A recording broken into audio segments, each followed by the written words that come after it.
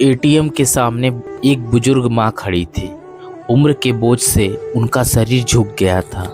हाथ में एक छोटा सा कपड़े का बैग था और दूसरे हाथ में मोबाइल। बैग से कुछ कागज झांक रहे थे।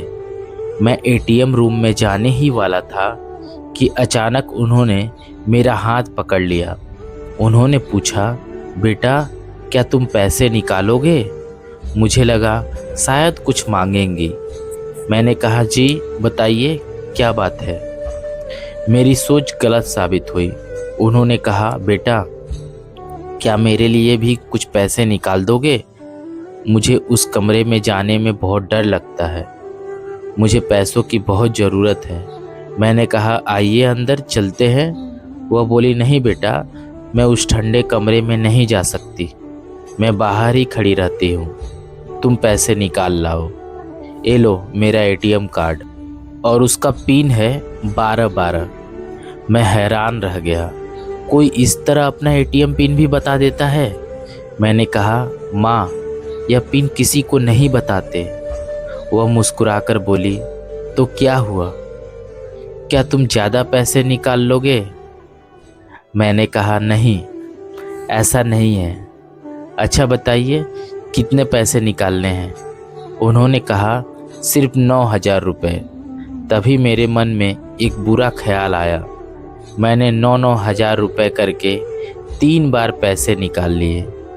मुझे पता था कि 9,000 से ज़्यादा निकालने पर मोबाइल पर OTP आएगा। इसीलिए 3 बार में कुल 27,000 रुपये निकाल लिए। मैंने सोचा इसमें कौन सा बड़ा पाप हो जाएगा। मैंने आज तक कभी चोरी नहीं की, लेकिन आज लालच पर काबू नहीं रख पाया। इन पैसों से पिता के ऑपरेशन का खर्च पूरा हो जाएगा। वे फिर से चल पाएंगे। गरीब आदमी हर समय ईमानदारी निभाकर नहीं जी सकता। इसके बाद मैंने अपने 2,000 रुपये भी निकाल लिए। बाहर आकर मैंने 9,000 रुपये उन्हें देते हुए कहा, लीजिए माँ आपके 9,000 रुपये। उन्होंने मुस्कुराकर पैसे और कार्ड लिए और मुझे ढेर सारी दुआएं दी। फिर बोली, बेटा इतने पैसे लेकर अकेले जाने में डर लग रहा है। क्या तुम मुझे घर तक छोड़ दोगे? सामने ही बोसपाड़ा के बोधोदय क्लब के ऊपर वाली मंजिल पर मेरा घर है। नीचे का हिस्सा क्लब को दे दिया है। वहाँ हमेशा लड़के रहते हैं। वही ज़रूरत पड़ने पर मेरी मदद करते हैं। हम दोनों टोटो में बैठ गए। रास्ते भर उन्होंने मेरे बारे में पूछा। मैंने बताया कि मैं एक प्राइवेट कंपनी में नौकरी करता हूँ। तनख्वाह ज़्यादा नहीं है। शादी हो चुकी है। एक छोटा बेटा है जिसे इस साल स्कूल में दाखिला दिलाना है। मेरे पिता बहुत बीमार हैं।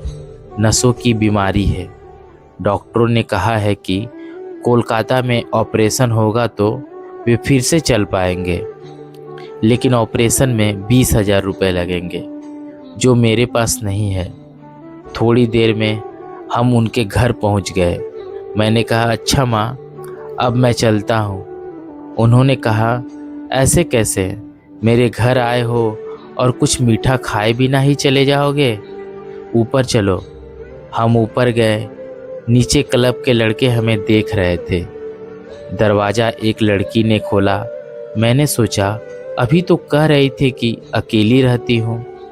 उन्होंने कहा, यह कमली है, बोल नहीं सकती लेकिन सब सुनती है।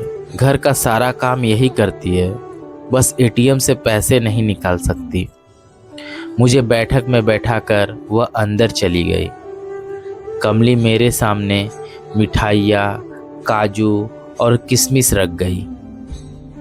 मैं जल्दी जल्दी खाकर निकलने की सोच ही रहा था कि माँ फिर से अंदर चली गई। कुछ देर बाद लौटी तो उनके हाथ में 2,000 रुपये थे। उन्होंने कहा, बेटा ये लो। मैंने पूछा, ये क्यों? मैंने तो बस आपकी मदद की थी। वह मुस्कुराई और बोली, तुमने कहा था कि तुम्हारे पिता के ऑपरेशन में 20,000 रुपये लगेंगे। तुम्हारे पास तो पहले ही 18,000 रुपये है। ये 2,000 और ले लो पूरे 20,000 हो जाएंगे।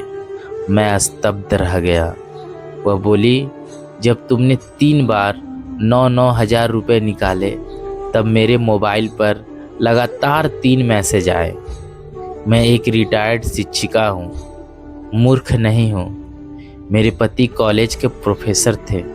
एक दिन इसी एटीएम के ठंडे कमरे में पैसे निकालते समय मेरी आंखों के सामने उन्हें स्ट्रोक आया और वहीं उनकी मृत्यु हो गई। तभी से मैं इस कमरे में नहीं जाती। वहाँ जाते ही मुझे वही दिन याद आ जाता है। उन्होंने आगे कहा, मैं तुम्हें घर इसलिए लाई थी कि तुमसे पैसे वापस ले सकूं। चाहती तो नीचे क्लब के लड़कों से कहलवा कर भी पैसे वापस ले सकती थी, लेकिन जब तुम्हारी मजबूरी सुनी तो समझ गई कि तुम चोर नहीं हो। तुम अपने पिता से बहुत प्यार करते हो। जो बेटा अपने पिता के इलाज के लिए चोरी करता है वह असल में चोर नहीं बल्कि मजबूर और असहाय बेटा होता है। मैं शर्म से सिर झुकाकर उनके पैरों में गिर पड़ा। बैंक से निकाले हुए सारे पैसे उनके चरणों में रख दिए और रोते हुए बोला, माँ मुझे माफ़ कर दीजिए, मैं जीवन में फिर कभी ऐसा नहीं करूँगा। उन्होंने मुझे उठाकर सीने से लगा लिया। मेरी आंखों से आंसू बहने लगे। उन्होंने मेरे आंसू पोंछते हुए कहा, जाओ बेटा, अपने पिता का इलाज कराओ। अगर और पैसों की ज़रूरत पड़े तो मुझसे कहना। उस दिन करुणामयी माँ के स्नेह ने मेरे भीतर के इंसान को जगा दिया।